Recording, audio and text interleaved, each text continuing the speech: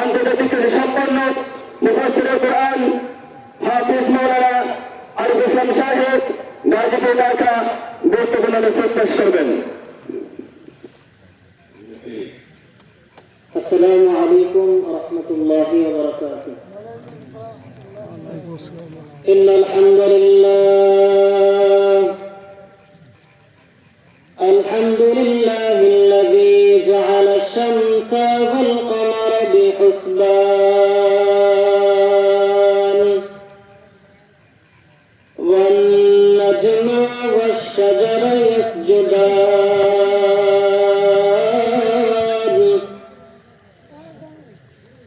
وفضل زمانا على زمان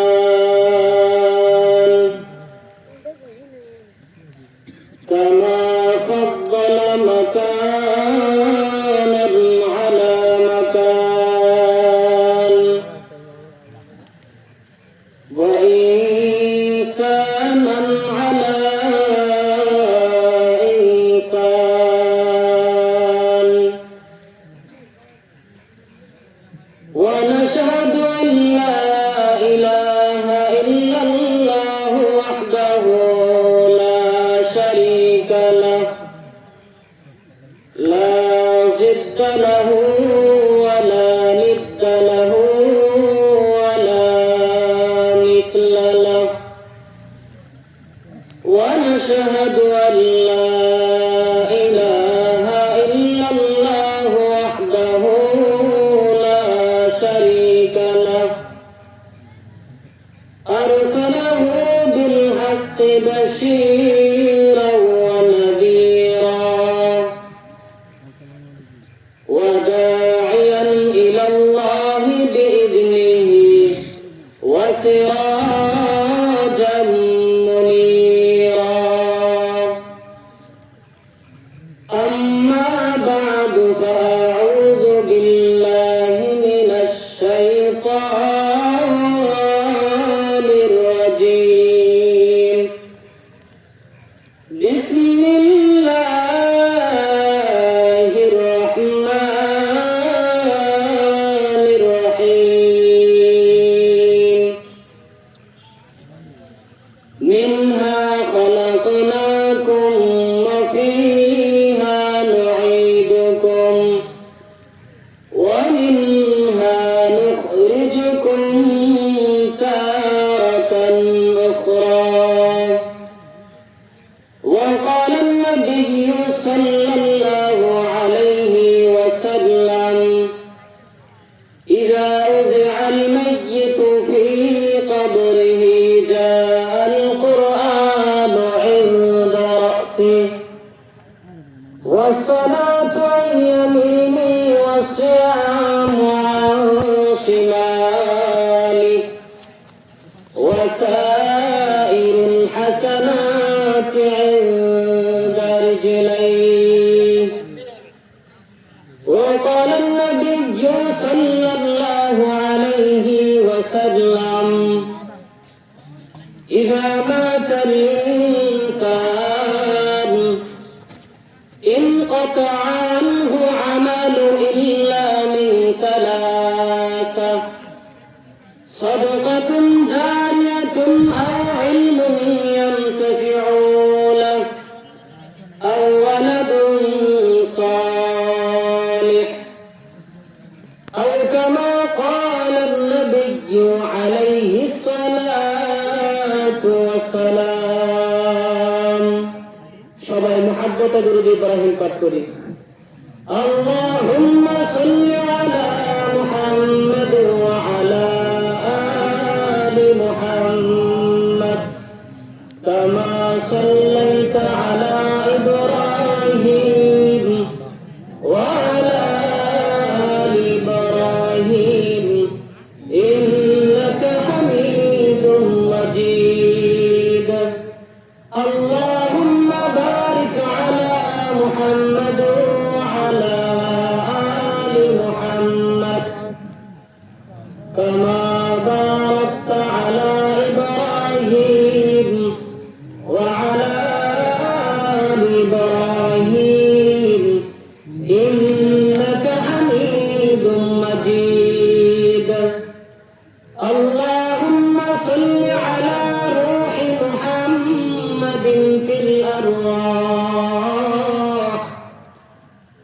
وعلى جسد محمد في الأجساد وعلى قلب محمد في القلوب وعلى قبر محمد في القبور بلغ العلا بكماله كشف الدجى بجماله حسنت جميع خصاله صلوا عليه وآله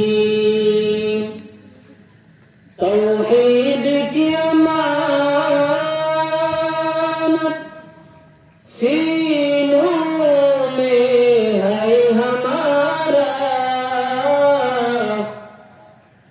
आशा नहीं मिटाना नामो निशा हमारा बलगल उला बिकमालिही कशफ الدجى بجماله حسنت جميع خصاله صلوا عليه وآله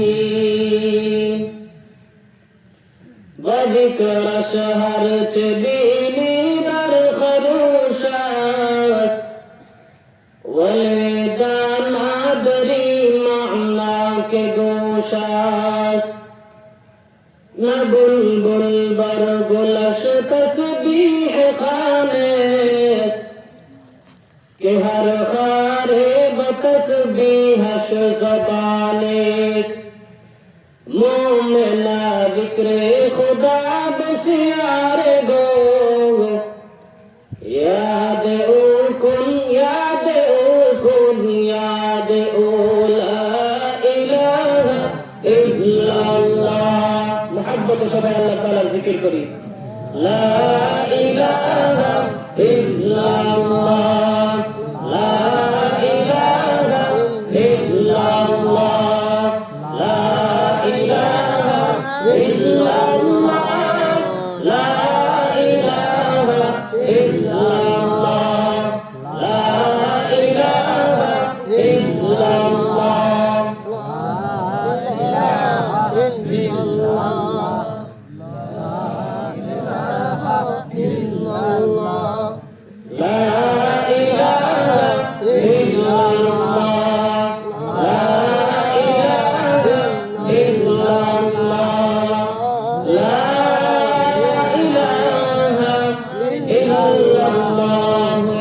محمد رسول الله صلى الله عليه وسلم سبحانك لا علم لنا إلا ما علمتنا إنك أنت العليم الحكيم رب اشرح لي صدري ويسر لي أمري واحلل عقدة من لساني يفقه قولي उल्फत में बराबर के वफा हो के जफा हो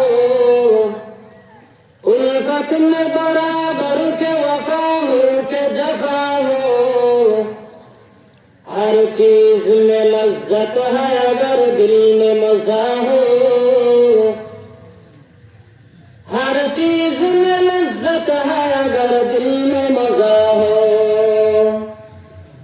मकबूल तो है शाद है काबिल तो बहुत है मकबूल तो है शाद है काबिल तो बहुत है आईना के मनंदे तो नहीं दिल तो बहुत है आईना के मनंदे तो नहीं दिल तो बहुत है सूरज ने दिया अपनी शुआओं को पैगाम सूरज ने दिया अपनी शुआओं को पैगाम दुनिया है अजब चीज कभी सुबह कभी शाम दुनिया है अजब चीज कभी सुबह भी शाम। दुनिया में हो दुनिया का तलबगार नहीं हो, दुनिया में हो दुनिया का तलबगार नहीं हो, बाजार से गुजर हो खरीदार नहीं हो, बाजार से गुजर हो खरीदार नहीं हो।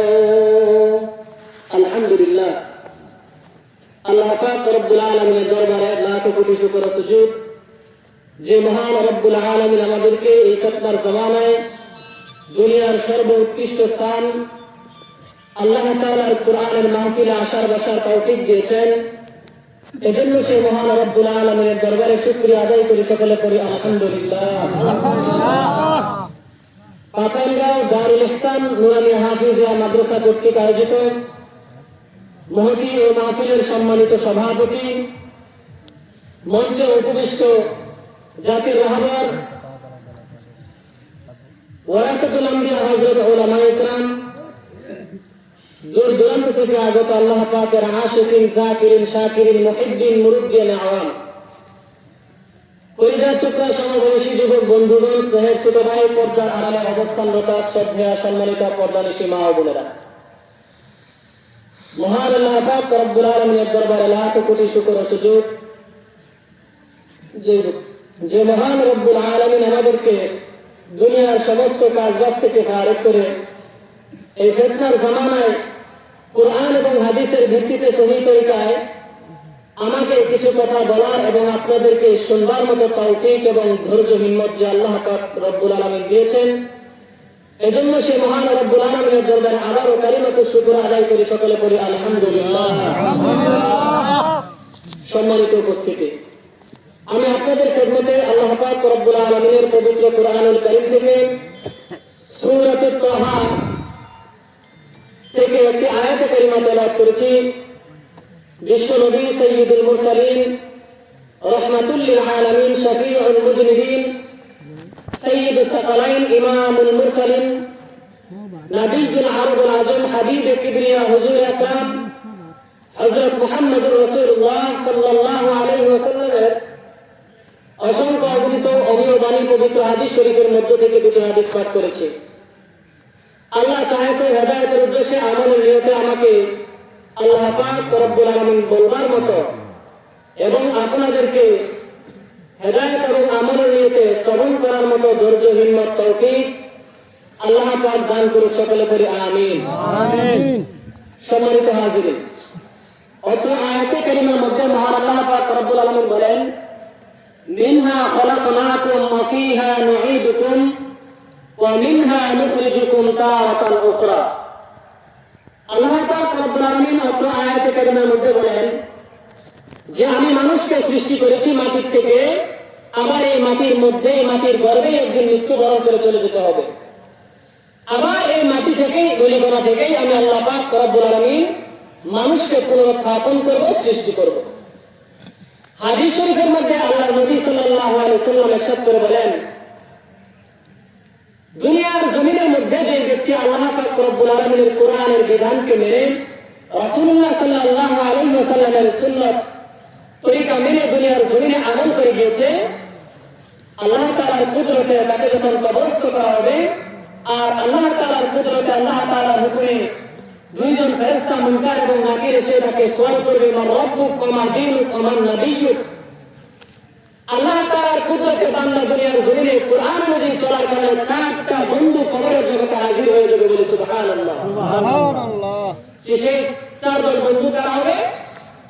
আল্লাহ নবী বলেন যে মাথার পাশ থেকে আল্লাহ পাক রব্বুল আলামিনের কোরআন তার সওয়াল করার সাথে সাথে প্রশ্নের উত্তর দিয়ে দিবে, বলে সুবহানাল্লাহ। সুবহানাল্লাহ। এমনি ভাবে ডান পাশ থেকে নামাজ, বাম পাশ থেকে রোজা, পায়ের কাছ থেকে দুনিয়ার মধ্যে যাবতীয় যে নেক আমলগুলো করেছে, আল্লাহ তাআলার হুকুমে বান্দার উকিল হইয়া সেদিন ওই কোরআন এবং নামাজ, রোজা এবং নেক আমলগুলো বান্দার পক্ষ থেকে ফেরেশতাদের উত্তর দিয়ে দেবে, বলে সুবহানাল্লাহ। সুবহানাল্লাহ। অপর হাদিসের মধ্যে আল্লাহ নবী সাল্লাল্লাহু আলাইহি ওয়াসাল্লাম বলেন, মানুষের হায়াতে জিন্দেগি শেষ হওয়ার পরে মানুষ যখন ইন্তেকাল করে কবরস্থ করা হয়, দুনিয়ার জমিনের মধ্যে নেক আমল করার কারণে হায়াতে জিন্দেগিতে আল্লাহ পাক রব্বুল আলামিন তার আমলনামার মধ্যে একের পর এক নেকের সওয়াবগুলা ট্রান্সফার করতে থাকে, দাখিল করতে থাকে।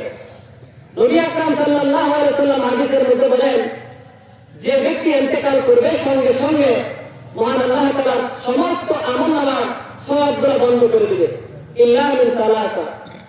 তবে তিনটা আমল এমন রয়েছে যে তিনটা আমলের সওয়াব আল্লাহ পাক রব্বুল আলামিন কবরের জগতেও দুনিয়ার জমিনের মধ্যে বান্দা যদি করে দিতে পারে, ওই কবরের জগতে আল্লাহ পাক রব্বুল আলামিন সেই তিনটা আমলের সওয়াব বান্দার আমলনামায় দিতে থাকবে। বলে সুবহানাল্লাহ।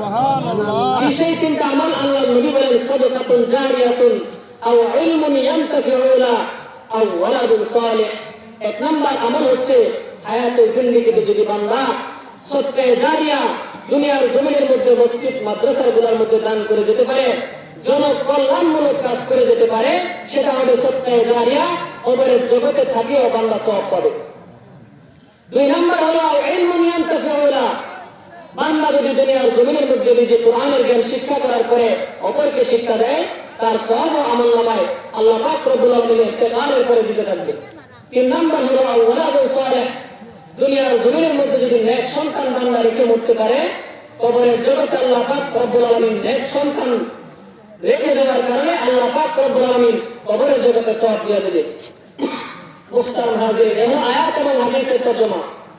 সম্মানিত উপস্থিতি, আমরা বিগত সময়ে বিভিন্ন উলামায়ে জবান থেকে বয়ান শুনতেছিলাম। আমরা যেভাবে বসে আছি এটা মজলিসের আদব নয়, সুতরাং আমি বেশি কথা বলবো না। আমরা যদি মজলিসের আদব রক্ষা করে বসতে চাই, একটু যার যার সামনে ফাঁকা জায়গাগুলো আছে ডান দিকে বাম দিকে একটু পূরণ করে বসি, আল্লাহর রাস্তায় মেহেরবানি করে একটু তাড়াতাড়ি আমরা জায়গাগুলো বসি, মজলিসের আদব রক্ষা করে বসি।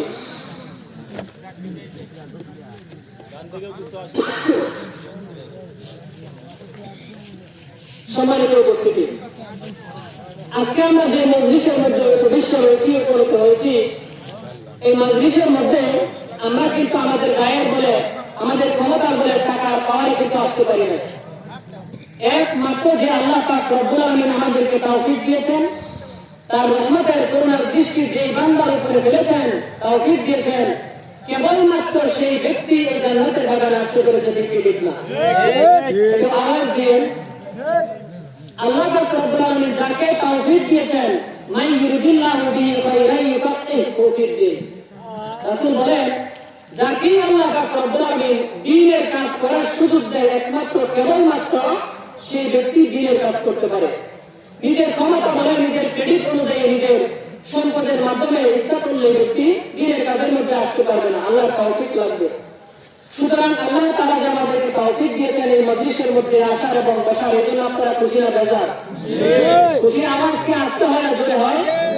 এই জন্য আল্লাহ পাক রব্বুল আলামিনের দরবারে আবারও শুকরিয়া আদায় করে সকলে বলি আলহামদুলিল্লাহ। সম্মানিত উপস্থিতি, আজকে আমরা যে মজলিসের মধ্যে উপবিষ্ট হয়েছি, উপনীত হয়েছি, এই মজলিসের ফজিলত এবং সওয়াব সম্পর্কে আল্লাহ নবী কি বলেন আমরা আসলে জেনে নেই।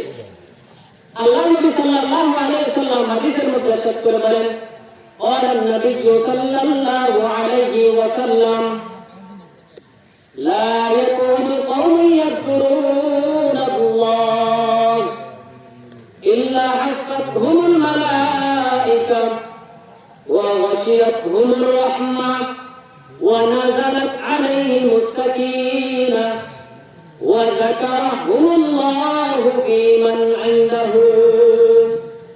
আল্লাহ নবী সাল্লাল্লাহু আলাইহি ওয়াসাল্লাম হাদিস শরীফের মধ্যে ইরশাদ করে বলেন, হে বান্দা, দুনিয়ার যে প্রান্তে হোক না কেন, যে স্থানের মধ্যে হোক না কেন, বান্দা যে স্থানের মধ্যে বসিয়া বসিয়া মাওলানা পাকের জিকির করে, আল্লাহ তাআলার কোরআনের কথা বলে, আল্লাহ তাআলার কোরআনের বিধানকে মানুষের মধ্যে প্রচার এবং প্রসার করে, বিশ্বনবী সাল্লাল্লাহু আলাইহি ওয়াসাল্লামের হাদিসের কথা বলে, রাসূলের তরিকার কথাগুলো বলে দেয়, দুনিয়ার জমির মধ্যে ন্যায় কাজের আদেশ করে, অসৎ কাজের নিষেধ প্রদান করে, বান্দা ওই স্থানটা খালি থাকে না।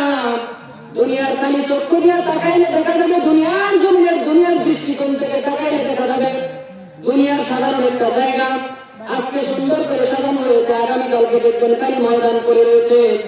দুনিয়ার হাইসিয়ত থেকে যদি বান্দা দেখো তাহলে এটা দুনিয়ার সাধারণ একটা জায়গা, কিন্তু আল্লাহর নবী বিশ্বনবী সাল্লাল্লাহু আলাইহি ওয়াসাল্লামের হাদিসের পরিভাষায় এই দুনিয়ার দৃষ্টিকোণ থেকে সাধারণ জায়গা হলেও আল্লাহর নবী সাল্লাল্লাহু আলাইহি ওয়াসাল্লামের হাদিসের পরিভাষায় এটাকে বলা হয় জান্নাতের বাগান।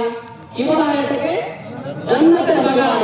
আপনি দুনিয়ার দৃষ্টিতে তাকাইলে দেখবেন সাধারণ একটা জায়গা, কিন্তু আল্লাহর নবী হাদিসের পরিভাষা হলো যেটা জান্নাতের বাগান। আল্লাহর নবী বলেন লা ইয়াকুদু কওমুন ইয়াযকুরুনাল্লাহ, যে জান্নাতের বাগানের মধ্যে আল্লাহ তাআলার কোরআনের কথা বলে, আল্লাহর জিকির করা হয়, নবী আকরাম সাল্লাল্লাহু আলাইহি সাল্লাম বলেন সেই স্থানটা খালি থাকে না, বরং আল্লাহ পাকের অসংখ্য অগণিত ফেরেশতা চতুর্দিকটা এই মজলিসটাকে বেষ্টন করে রাখে, বলি সুবহানাল্লাহ সুবহানাল্লাহ। শুধু তাই নয়, বিশ্বনবী সাল্লাল্লাহু আলাইহি ওয়াসাল্লাম বলেন লা ইয়াকুদু কওমুন ইয়াযকুরুনাল্লাহ ইল্লা হাফাতহুমুল মালায়েকা ওয়া গাশিয়াতহুমুর রাহমান। আল্লাহর নবী সাল্লাল্লাহু আলাইহি ওয়াসাল্লাম বলেন, হে বান্দা, হে আমার উম্মত, এই মজলিসটাকে চতুর্দিক দিয়ে ফেরেশতারা বেষ্টন করে রাখে, এতটুকুই ক্ষান্ত নয়, বরং আল্লাহ তাআলার পক্ষ থেকে রহমত বর্ষণ করতে থাকে এই বান্দাদের উপরে। ওয়া নাযালাত আলাইহিমুস সাকিনা, শুধু তাই নয়, আল্লাহ তাআলার রহমতের মধ্যে কিছু কোয়ালিটি রয়েছে, তার মধ্যে একটা বিশেষ রহমত হইল সাকিনা নামক রহমত। আল্লাহ পাক রব্বুল আলামিন বান্দার উপরে শুধু রহমত নয়, ওই সাকিনা নামক রহমতটাও আল্লাহ তাআলার মুহাব্বতের বান্দাদের উপরে আল্লাহ পাক রব্বুল আলামিন ওই বান্দাদের উপরে, এই মজলিসের উপরে অনবরত বর্ষণ করতে থাকে, বলে সুবহানাল্লাহ সুবহানাল্লাহ। লা ইয়াকুদু কওমুন ইয়াযকুরুনাল্লাহ ইল্লা হাফাতহুমুল মালায়েকা ওয়া গাশিয়াতহুমুর রাহমান ওয়া নাযালাত আলাইহিমুস সাকিনা ওয়া যাকারাহুমুল্লাহু ফী মান ইনদাহু। ও দুনিয়ার মুসলমান, হাদিসের দ্বিতীয় অংশে পয়গম্বর নবী সাল্লাল্লাহু আলাইহি ওয়াসাল্লাম ইরশাদ করে বলেন, একটা মূল্যবান কথা বলেন যে আল্লাহ পাক রব্বুল আলামিন এই মজলিসের মধ্যে বান্দারা হাজির হওয়ার কারণে কি ফায়দা হয়, বান্দারা কতটুকু সফল হতে পারেন, এই বান্দাগুলো কত সফল কাম, এই বান্দাগুলো কতটুকু সওয়াবের অধিকারী হয়, এই বান্দাদের মর্যাদা কেমন। ওয়া যাকারাহুমুল্লাহু ফী মান ইনদাহু। আল্লাহ নবী বলেন, হে আমার উম্মতেরা, তোমরা যে খালি ময়দানে বসলা, এই জান্নাতের বাগানে এসে বসছো, ফায়দা থেকে কিন্তু খালি নয়। দুনিয়ার এমন কোন নেতার মজলিস নাই, সমাবেশ নাই যেখানে গেলে গুনাহ মাফ হয়ে যায়, নেক অর্জন হয়, আছে এরকম কোন মজলিস? কিন্তু আল্লাহ তাআলার কোরআনের কথা যেখানে বলা হয়, প্রত্যেকটা কদমে কদমে আল্লাহ তাআলা একটা করে গুনাহ মাফ করে, আর প্রত্যেকটা কদমের বিনিময়ে আল্লাহ পাক রব্বুল আলামিন একটা করে নেকি দেয়, বলি সুবহানাল্লাহ সুবহানাল্লাহ। আল্লাহ নবী বলেন, হে আমার উম্মতেরা, এই জান্নাতের বাগানে যারা আসছে, যারা বসছে, আল্লাহ পাক রব্বুল আলামিন ওয়া যাকারাহুমুল্লাহু ফী মান ইনদাহু।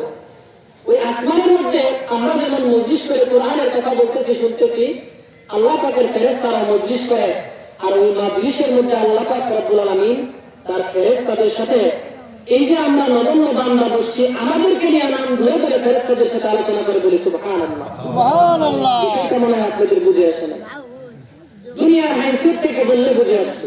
মনে করেন আপনাদের এই গ্রাম থেকে একজন সাধারণ মানুষ, দেশের সরকার বাহাদুরের সাথে, দেশের রাষ্ট্রপ্রধানের সাথে তার সম্পর্ক, তার দল করে, তার গুলো কীর্তন করে, আর এই সরকার বাহাদুর কোন একদিন কথার পরিপ্রেক্ষিতে সংসদ ভবনে বসে মন্ত্রিসভায় এই অজপাড়া গায়ের সাধারণ একটা মানুষের কথার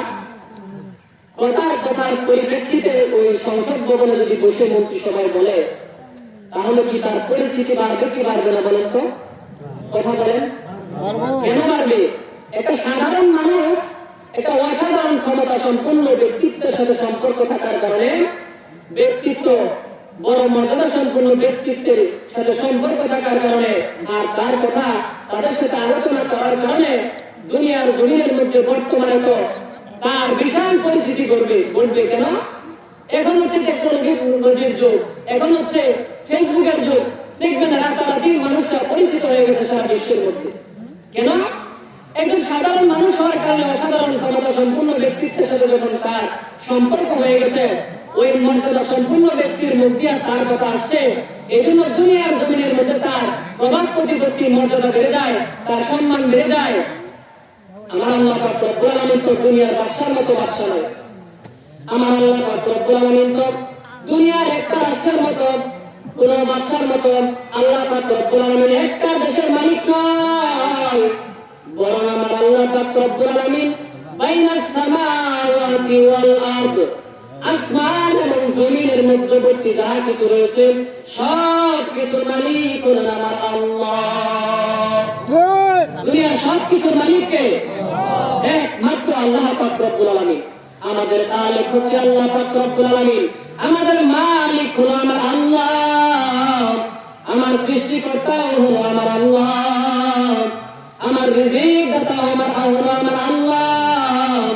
ও দুনিয়ার মুসলমান আল্লাহর গোলাম, দুনিয়ার জমিনে একজন রাষ্ট্রপ্রধান একটা সরকার বাহাদুরের সাথে সাধারণ একটা মানুষের সম্পর্ক থাকার কারণে তার মর্যাদা সম্পূর্ণ ব্যক্তির জবান দিয়ে যখন একটা নিম্ন শ্রেণীর মানুষের কথা বলা হয়, দুনিয়ার জমিনে যদি তার চলাফেরা সহজ হয়ে যায়, দুনিয়ার জমিনে যদি তার পরিচিতি বেড়ে যায়, দুনিয়ার জমিনে যদি তার মর্যাদা বেড়ে যায়, ও দুনিয়ার মুসলমান কেন বুঝো না? কেন তোমার বুঝে আসে না? এই মজলিসে আল্লাহ তাআলার জিকির করার কারণে বিশ্বনবী সাল্লাল্লাহু আলাইহি সাল্লামের হাদিসের পরিভাষাকে তোমাদের এই জান্নাতের বাগানে বসার কারণে আল্লাহ পাক রব্বুল আলামিন তোমার আমার নাম ধরিয়া ওই আসমান নামক সংসদ ভবনে ফেরেশতা নামক মন্ত্রী সবাই যখন তোমার আমার আলোচনা করবে, বান্দা একটু চিন্তা করে জবাব দাও, তোমার আমার মর্যাদা বাড়বে কি বাড়বে না? আমার মর্যাদা বাড়বে কি বাড়বে না? জমিনের একজন রাষ্ট্রপ্রধানের সাথে সাধারণ মানুষের সম্পর্ক থাকার কারণে, দুনিয়ার জমি যদি তার সম্পর্ক থাকার কারণে দুনিয়ার জমি তার প্রভাব প্রতিপত্তি বেড়ে যায়, দুনিয়ার জমি তার পরিচিতি বেড়ে যায়, আমার আল্লাহ তারা তো একটা দেশের মালিক নয়, বরং আমার আল্লাহ পাক রব্বুল আলামিন তামাম বিশ্বের মালিক, আসমানের মালিক, সূর্যের মালিক, চন্দ্রের মালিক, সব কিছুর মালিক আল্লাহ।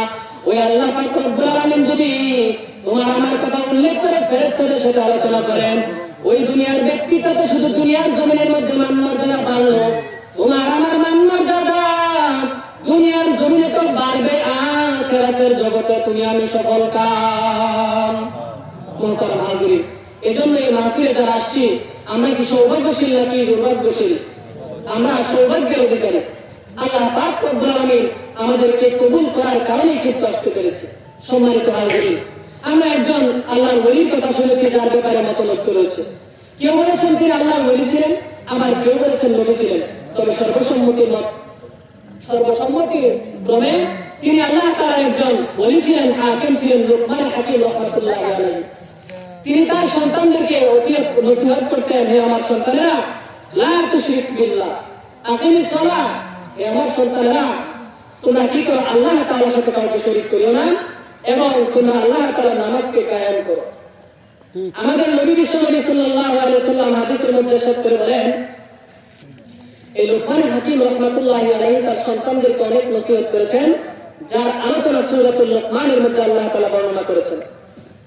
আল্লাহ নবী সাল্লাল্লাহু আলাইহি সাল্লাম বলেন, লুকমান হাকিম রাহমাতুল্লাহি আলাইহি কি নসিহত করেছেন তার সন্তানদেরকে, হাদিস শরীফের মধ্যে সেটার বর্ণনা দিয়ে আল্লাহ নবী বলেন, قال النبي صلى الله عليه وسلم عليكم بمجالسة العلماء واستماع كلام الحكماء فإن الله تعالى يحيي القلب الميت بنور الحكمة كما يحيي الأرض الميتة بماء المطر.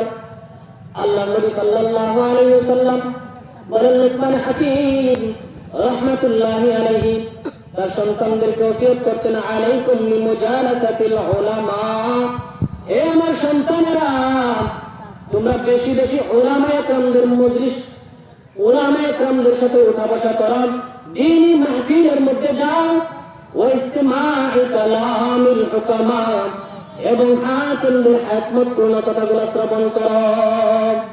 আল্লাহ নবী বলেন, যে তোমরা উলামায়ে কেরামদের মজলিসের মধ্যে যাও, দ্বীনি মাহফিলগুলোর মধ্যে যাও এবং হাকিমদের হিকমতপূর্ণ কথাগুলো শ্রবণ করো। বান্দা এখন যদি প্রশ্ন করো দ্বীনি মাহফিলে গেলে কি ফায়দা, আলেমদের সাথে সম্পর্ক রাখলে কি ফায়দা হবে, আল্লাহ নবী সেটাও বলে দিয়ে বলেন فإن الله تعالى يحيي القلب الميت بنور الحكمة। ও বান্দা, তোমার আমার এই বডির ভিতরে আল্লাহ রাসূলুল্লাহ সাল্লাল্লাহু আলাইহি ওয়াসাল্লামের হাদিসের পরিভাষায় যাকে বলা হয় ওহিয়া কলব, একটা গোশতের টুকরা রয়েছে যাকে বলা হয় কলব বা অন্তর।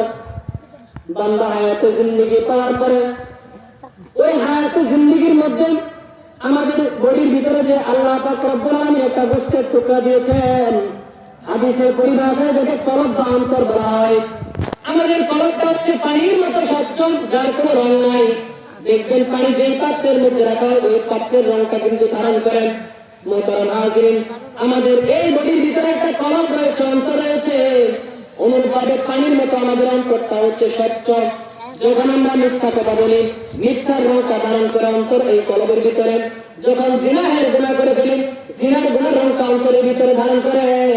যখন আমরা ঘুষ খাই, সুদ খাই, অন্যের হক নষ্ট করে হাজার হাজার গুনাহ করতে করতে করতে এক পর্যায়ে আমাদের ভিতরে যে স্বচ্ছ কলবটা রয়েছে, এই কলবটা মিথ্যার রং ধারণ করতে করতে কালো হইয়া মুর্দাতে পরিণত হয়ে যায়। বিশ্ব নবী সাল্লাল্লাহু আলাইহি ওয়াসাল্লাম বলেন, ও দুনিয়ার উম্মত, আল্লাহ পাক রব্বুল আলামিন উলামায়ে কেরামের মজলিসে বসার দ্বারা তাদের জবান থেকে কোরআন এবং হাদিসের মিশ্রিত বয়ানের মাধ্যমে তোমার অন্তরের মধ্যে যখন আসর করবে, আল্লাহ পাকের কোরআনের আলো দ্বারা তোমার আমার অন্তরটা যে মরে গিয়েছে গুনাহ করতে করতে, আল্লাহ নবী বলেন কোরআন এবং হাদিসের মিশ্রিত বয়ান শ্রবণ করার মাধ্যমে বান্দা আল্লাহ পাক রব্বুল আলামিন তোমার ওই গুনাহযুক্ত মুর্দা দিলটাকে জিন্দাতে পরিণত করবে বলে সুবহানাল্লাহ।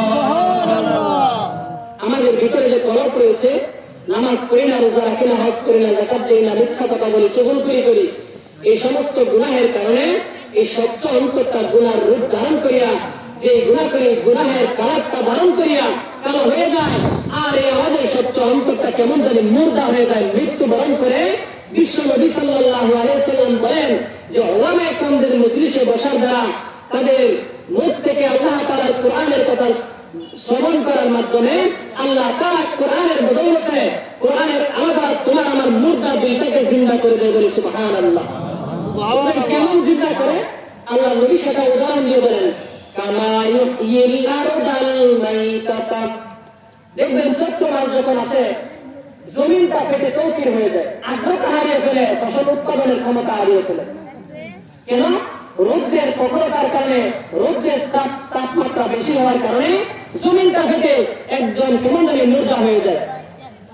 এক সময় আল্লাহ পাকের যখন হুকুম হয় দুনিয়ার জমিনের মধ্যে বৃষ্টি বর্ষণ করে, আর এই বৃষ্টি বর্ষণের মাধ্যমে জমিনের উপর যখন বৃষ্টি করে আল্লাহ তার রহমতের বৃষ্টি, আর ওই থেকে চৌচিরওয়ালা জমিনের উপরে পড়ার কারণে, বৃষ্টি ঠান্ডা পানি পাওয়ার কারণে ওই জমিনটা আবার আর্দ্রতা ফিরে পায়, জমিনটা আবার ফসল উৎপাদনের ক্ষমতা ফিরে পায়, জমিনটা কেমন যদি জিন্দাতে পরিণত হয়ে যায়। বিশ্বনবী বলেন, হে আমার উম্মতেরা, উলামায়ে কেরামদের মজলিসে বসার দ্বারা তাদের জবান থেকে কোরআন এবং হাদিসের মিশ্রিত বয়ান শ্রবণ করার মাধ্যমে আল্লাহ পাক রব্বুল আলামিন তোমার আমার অন্তরটা যে ওই গুনাহের তীব্রতার কারণে, গুনাহের আপনার তাপমাত্রার কারণে পেটে চৌচির হয়ে গিয়েছে, আল্লাহ পাক রব্বুল আলামিনের ওই রহমতের বৃষ্টির ফোঁটার পড়ার কারণে জমিনের মধ্যে আল্লাহর বৃষ্টির কারণে জমিনটা যেমন জিন্দাতে পরিণত হয়ে যায়। আল্লাহর নবী সাল্লাল্লাহু আলাইহি ওয়াসাল্লাম বলেন, বান্দা তোমার আমার এই পেটে চৌচিওয়ালা জমিনটা, ওই অন্তরটাকে আল্লাহ পাক রব্বুল আলামিন ওই পেটে চৌচিওয়ালা জমিনটা যেমন বৃষ্টির ফোঁটা পাইয়া জিন্দাতে পরিণত হয়ে যায়, তোমার আমার কলবটাও আল্লাহ পাক রব্বুল আলামিন তেমন জিন্দাতে পরিণত করে বলে সুবহানাল্লাহ। সুবহানাল্লাহ, সুবহানাল্লাহ বললে কি গুনাহ হবে নাকি? সুবহানাল্লাহ। কত ওয়াজ মাহফিল আমরা শুনি, কিন্তু আমাদের ভিতরে ঢুকে না, কারণ আমরা চামড়ার কান দিয়ে শুনি, অন্তরের কান দিয়ে শুনি না। একটা ঘটনা শোনাই, আল্লাহর এক বান্দা এরকম বিশাল মাহফিলের মধ্যে সবার শেষে আসছে, আসার পরে মানুষদেরকে ডিঙ্গিয়ে ডিঙ্গিয়ে একদম বক্তা সাহেবের সামনে গিয়ে বসতেছে। মানুষ বিরক্ত বোধ করতেছে, মুরব্বী মানুষ আবার কিছু বলতেও পারতেছে না, যে শেষে আসছে আবার আমাদেরকে ডিঙ্গিয়ে উপর দিয়ে যাইতেছে, মানুষের মেজাজ গরম হয়ে যেতেছে।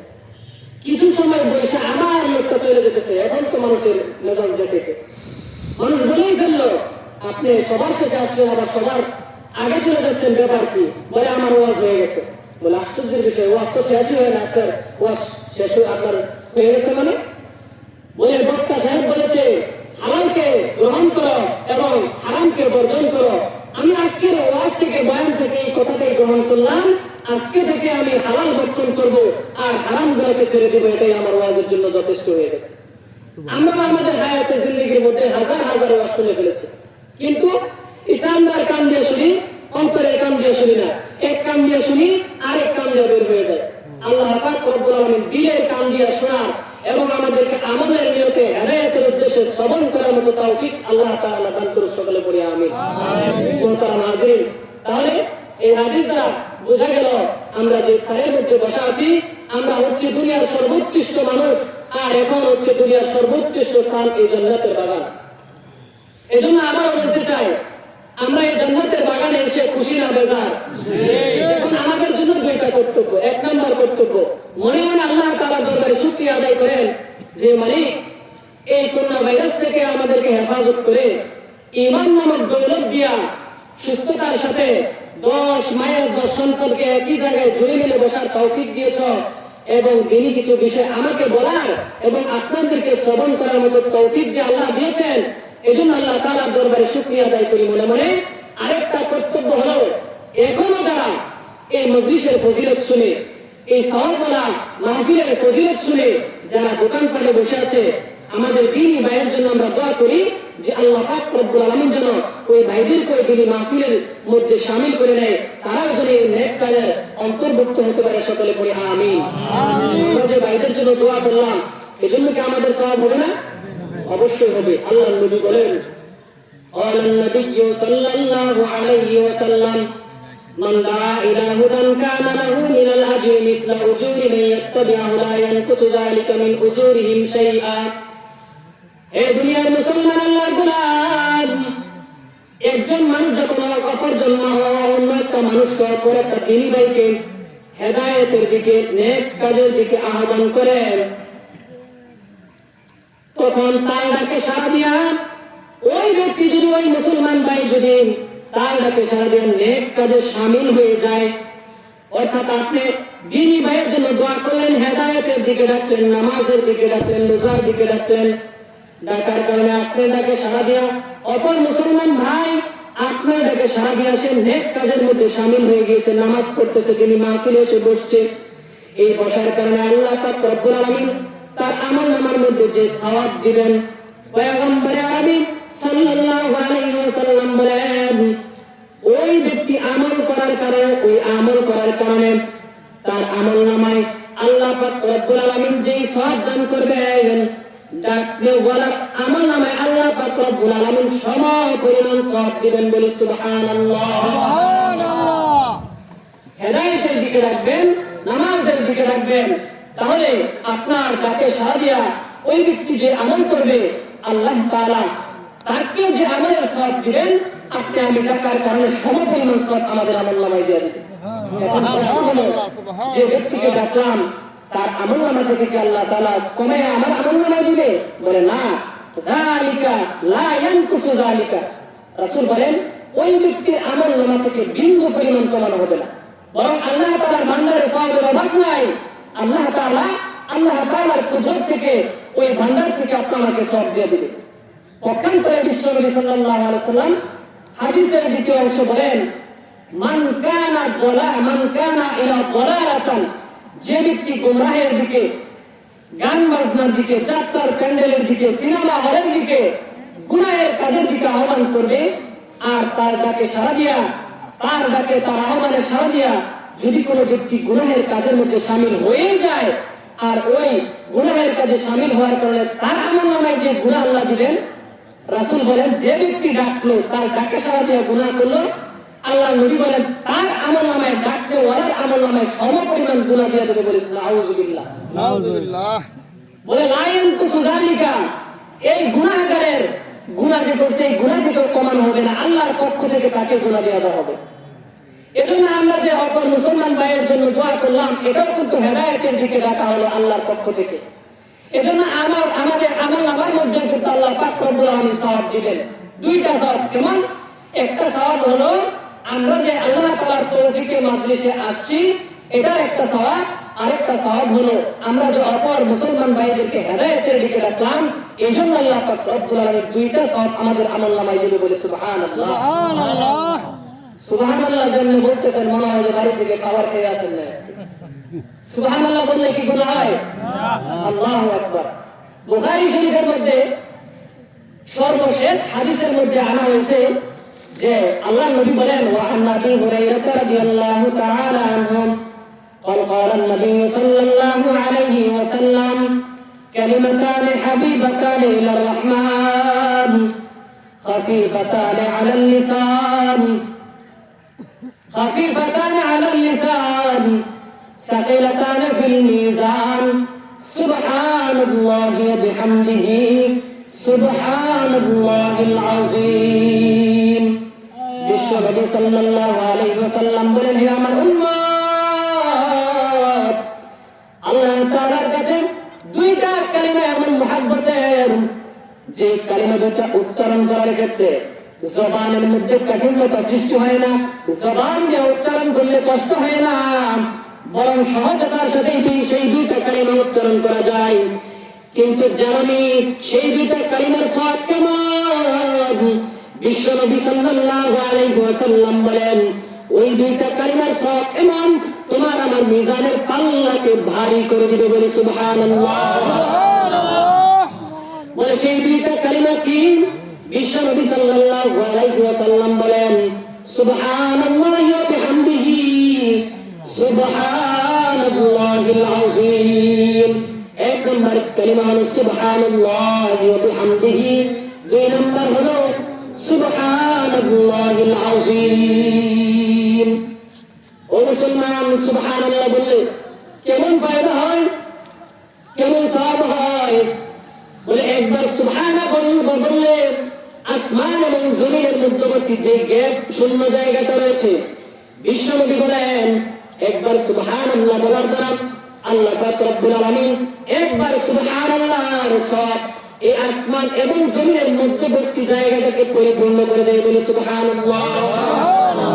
তাই নয়, যে ব্যক্তি একবার সুবহানাল্লাহ বলবে, আল্লাহ তাআলার প্রশংসা করবে, বিশ্বনবী সাল্লাল্লাহু আলাইহি ওয়াসাল্লাম বলেন ওই ব্যক্তির নামে, ওই ব্যক্তির জন্য আল্লাহ পাক রব্বুল আলামিন জান্নাতের মধ্যে এমন একটা গাছ রোপণ করবেন, বৃক্ষ রোপণ করবেন, যে গাছটার ছায়া এত এত এত বিশাল, এত তেজদীপ্ত ঘোড়া যদি 500 বছর দৌড়ায়, বিশ্বনবী বলেন ওই গাছের ছায়াটা অতিক্রম করতে পারবে না। বলে সুবহানাল্লাহ। আল্লাহু আকবার। আল্লাহর প্রশংসা যখন আমরা করব, অল্প করব না, বেশি বেশি করব, ঠিক কিনা? আল্লাহ নবী সাল্লাল্লাহু আলাইহি ওয়াসাল্লাম মসজিদে নববীর মধ্যে একদিন নামাজ পড়তেছেন, তাকবীরে তাহরিমা বললেন, কিরাত করলেন, কিরাত করার পরে রুকুতে গেলেন, রুকু থেকে উঠে আমরা কি করি? সামি আল্লাহু লিমান হামিদা কি বলি? বলেন সামি আল্লাহু লিমান হামিদা।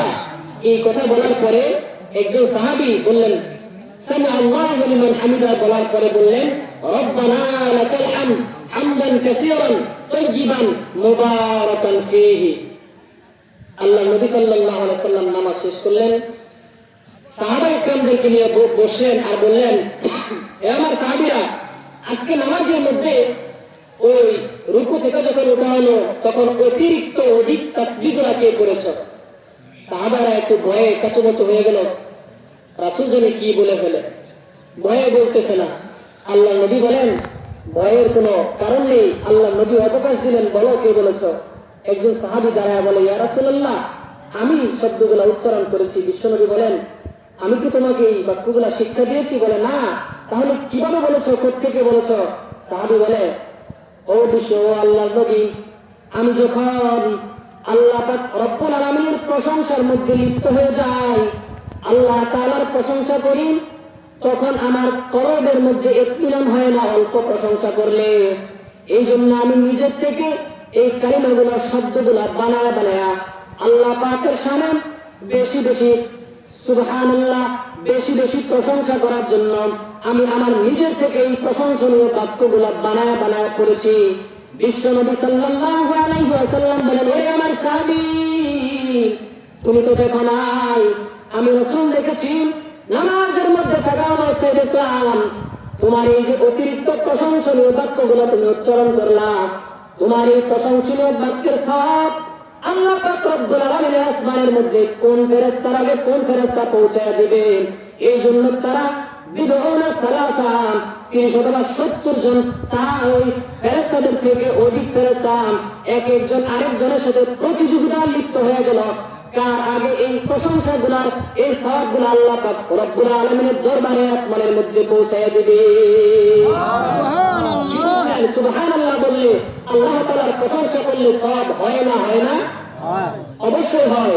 এজন্য মাহফিলের মধ্যে যে আলোচনা চলবে, মাজলিসের কিছু আদব রয়েছে। দুনিয়ার জমিনের মধ্যে মাহফিলগুলা, দুনিয়ার জমিনের যে অ্যারেঞ্জমেন্ট গুলা করা হয়, সমাবেশ করা হয়, সব কাজের কিছু নিয়ম শৃঙ্খলা রয়েছে। দিনই মাহফিলের কিছু নিয়ম শৃঙ্খলা রয়েছে।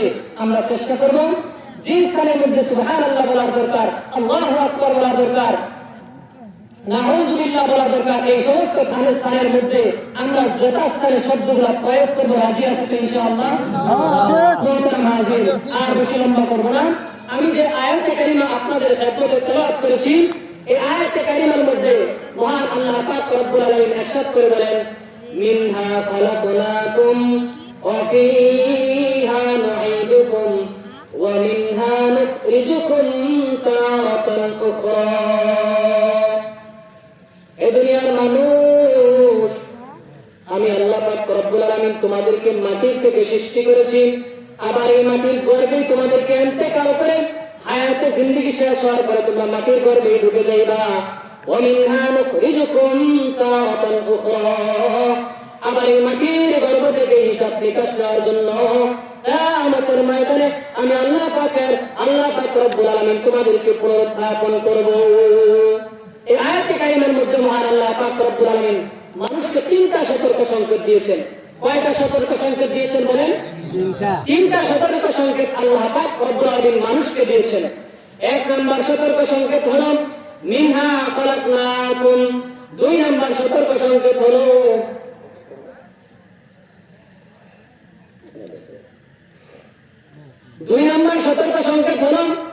ওয়াফীহা নুঈদুকুম। 3 নম্বর সতর্ক সংকেত হলো ওয়া মিনহা নুখরিজুকুম তারাতান উখরা। আল্লাহ পাক রব্বুল আলামিন বলেন এই আয়াতে কারিমার মধ্যে বান্দাদের জন্য আল্লাহ পাক রব্বুল আলামিন 3টা সতর্ক সংকেত দিয়েছেন। 1 নম্বর সতর্ক সংকেত মিনহা খালাকনাকুম। 2 নম্বর সতর্ক সংকেত ওয়াফীহা নুঈদুকুম। 3 নম্বর সতর্ক সংকেত হলো ওয়া মিনহা নুখরিজুকুম তারাতান উখরা। আল্লাহ পাক রব্বুল আলামিন 1 নম্বর সতর্ক সংকেতের মধ্যে বলেন মিনহা খালাকনাকুম। সংক্ষেপ কথা হলো, হে বান্দারা, হে নবীর উম্মতেরা, তোমাদেরকে আমি আল্লাহ পাক রব্বুল আলামিন মাটির থেকে সৃষ্টি করেছি। সুতরাং মাটির মধ্যে সেই ধৈর্যশীলতার গুণ রয়েছে, সবরের গুণ রয়েছে। এই মাটির থেকে তোমরা শিক্ষা হাসিল করো, যেহেতু তোমরা মাটির সৃষ্টি, তোমরা মাটির মতো ধৈর্যশীলতার গুণ অবলম্বন করো। দুনিয়ার জমিনের মধ্যে টাকার মাস্তানি, ক্ষমতার মাস্তানি ভাব দেখাও না। নম্রতা, ভদ্রতা, অহংকার মুক্ত জীবন তোমরা করো। কারণ অহংকার মুক্ত হচ্ছে মাটি। এই মাটির সাথে মানুষ কত অহংকার অবিচার করে, মাটি তো কোনোদিনও মানুষকে জবাব দেয় না। আল্লাহ পাক রব্বুল আলামিন এই জন্য বলেন মিনহা খালাকনাকুম। হে মাটির মানুষ, তোমরা মাটির মতো ধৈর্যশীলতার গুণ অবলম্বন করে দুনিয়ার জমিনের মধ্যে অহংকার মুক্ত ভাবে চলাম। ক্ষমতার মাস্তানি দেখাও না, আমাদের গরম দেখাও না, টাকা পয়সার মাস্তানি দেখাও না, শরীরের শক্তির মাস্তানি দেখাও না। সমস্ত মাস্তানিকে বিলীন করে দাও। দুনিয়ার জমিনের মধ্যে সমস্ত মাস্তানিকে তোমরা বিসর্জন দিয়ে দাও। স্বামী আর স্ত্রী ঘরের মধ্যে বসে ভালোবাসার আলাপ করে তাই লিপ্ত। আল্লাহর এক বান্দা ফকির দরজায় এসে হাত দিল, ও ঘরের মালিক, আল্লাহর হস্তে আমাকে কিছু ভিক্ষা দেন, আমি বহুদিন যাবত অনাহারে রয়েছি। অনেক সময় দেখা যায় আল্লাহ তাআলার এই বান্দাগুলা, ফকিরগুলা বেশি দান পাওয়ার জন্য আল্লাহর এই বান্দাগুলা মানুষের দুনিয়াবি মালিকের কাছে মিথ্যার আশ্রয় নেয়। বলে কেমন মিথ্যার আশ্রয় নেয়? বলে মা থাকলেও বলে আমার মা নাই, বাবা থাকলেও বলে বাবা নাই, আত্মীয় স্বজন থাকলেও বলে আত্মীয় স্বজন নাই। যদি ভিক্ষুককে জিজ্ঞাসা করা হয় ভাই কেন তুমি মিথ্যার আশ্রয় নিলাম, বলে দুনিয়ার এই মালিক এর সামনে যখন আমার অসহায়ত্বের কথা বেশি বেশি প্রকাশ করতে পারবো, প্রকাশ করার জন্য আমি বলি আমার মা থাকার পরেও বলি মা নাই, বাবা থাকার পরেও বলি আমার বাবা নাই।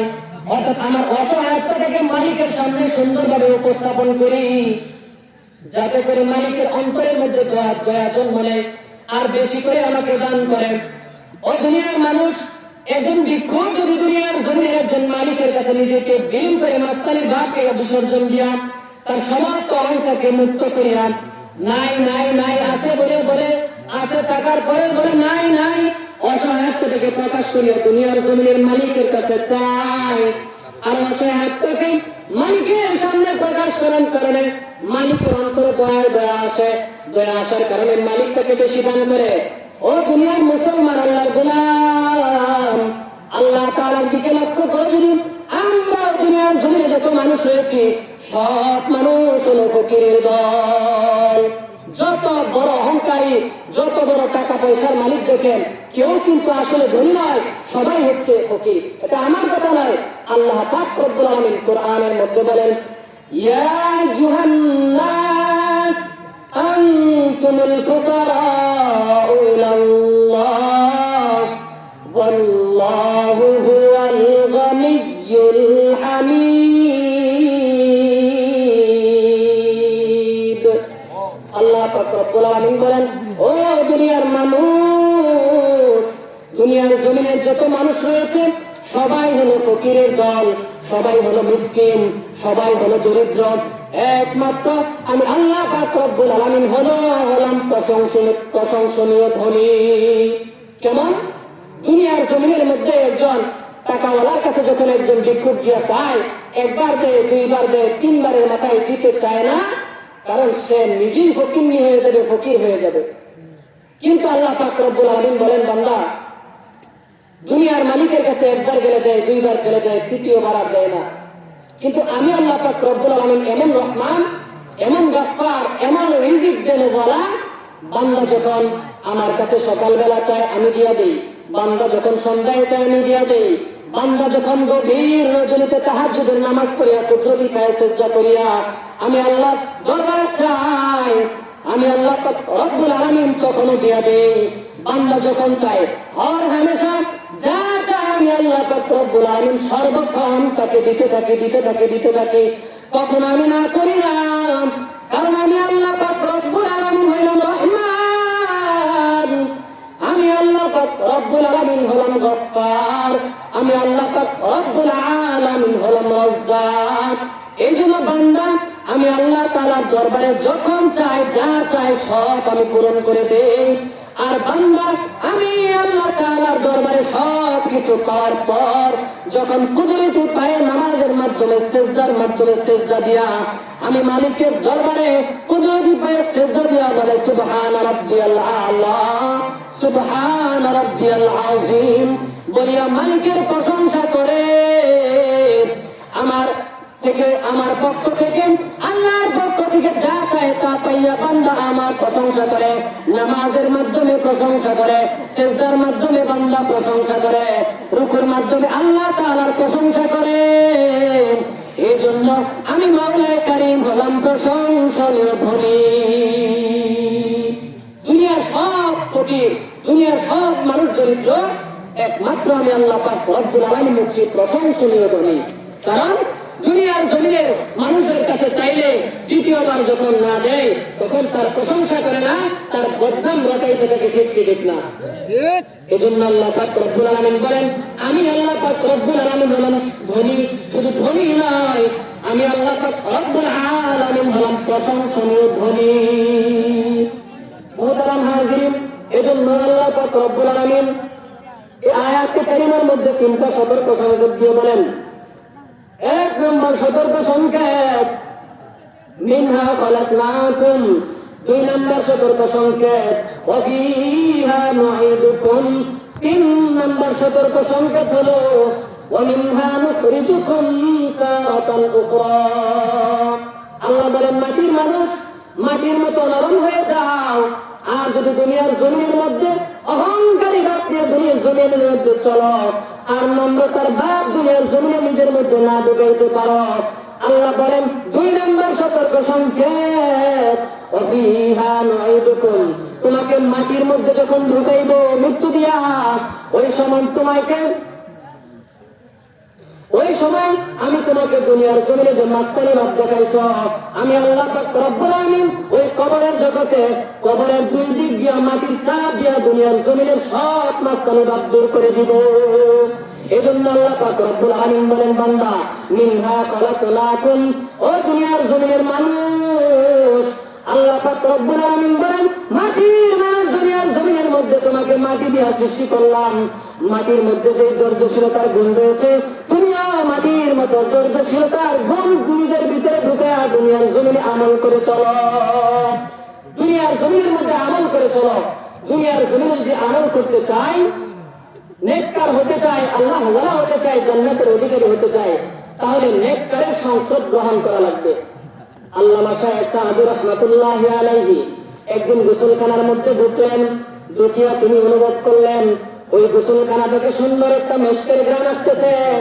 চতুর্দিক দিয়ে তাকায় দেখতেন মেশক নাকি আম্বর নাকি আতরের খিসা পড়ে আছে, কিন্তু কোথাও কোনো কিছু পাইল না। মাটির দিকে তাকায় দেখে ছোট্ট একটা মাটির টুকরা পড়ে আছে। মাটির টুকরাটা নাকের কাছে ঘ্রাণ নিয়ে দেখলেন সুন্দর ঘ্রাণ। আল্লামা শায়েখ সাদি রাহমাতুল্লাহি আলাইহি মাটির টুকরাটা নাকের কাছে নিয়ে দেখে এর মধ্য থেকে সুন্দর ঘ্রাণ আসে। আল্লামা শায়েখ সাদি রাহমাতুল্লাহি আলাইহি মাটিকে প্রশ্ন করে ফার্সি কবিতা করেন।